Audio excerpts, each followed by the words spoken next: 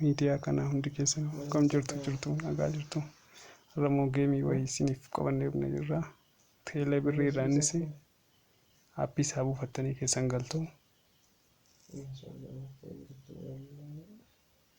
Sana booda next kan jedhu haa tuqxu.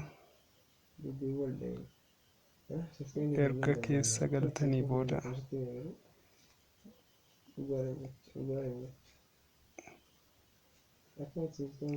asii ol